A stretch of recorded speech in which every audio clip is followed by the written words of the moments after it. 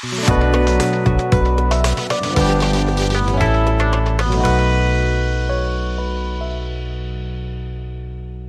make a hippopotamus using oil pastels. Start by sketching. Remember that the head and the body of a hippo are extremely rounded, and the hippo has a large body. The legs are small in length and the tail is very tiny.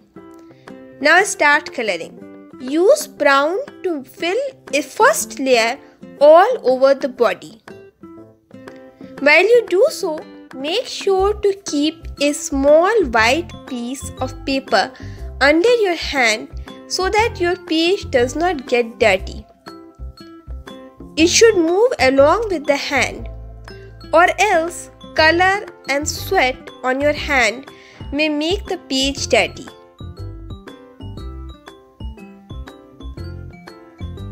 After filling the first layer, use white to lighten the upper part, dark brown and black to darken the lower part.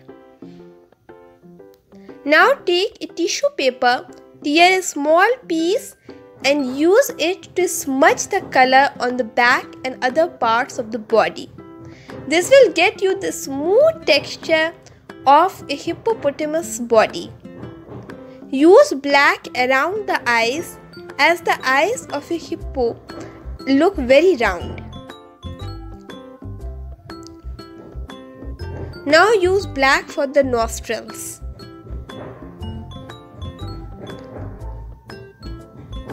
Use white just above the eye to show the place where light is falling.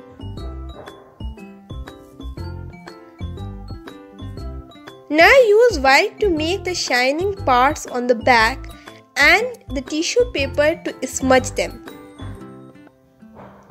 Smudging will get you softer effects.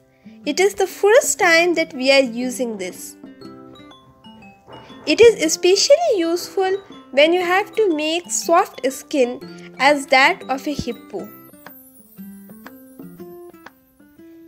For furry animals, you may not like to use the smudging technique. Now I am outlining the body using a black oil pastel. However, if you are not comfortable doing this with the oil pastel, use a black pencil or a sketch pen instead to keep your work clean. In case you use the oil pastel, the black oil pastel, remember to move it very slowly and carefully along the actual outline you had drawn in pencil. Use dark brown for the finishing touches wherever required. Make sure that you fill your colors properly. Now our hippo is complete, so we will use brown and yellow together to make a muddy water effect. A hippo is often found near muddy waters. As you can see, the whites of the hippo's eyes are shining too much, so we will use orange to give it a natural color.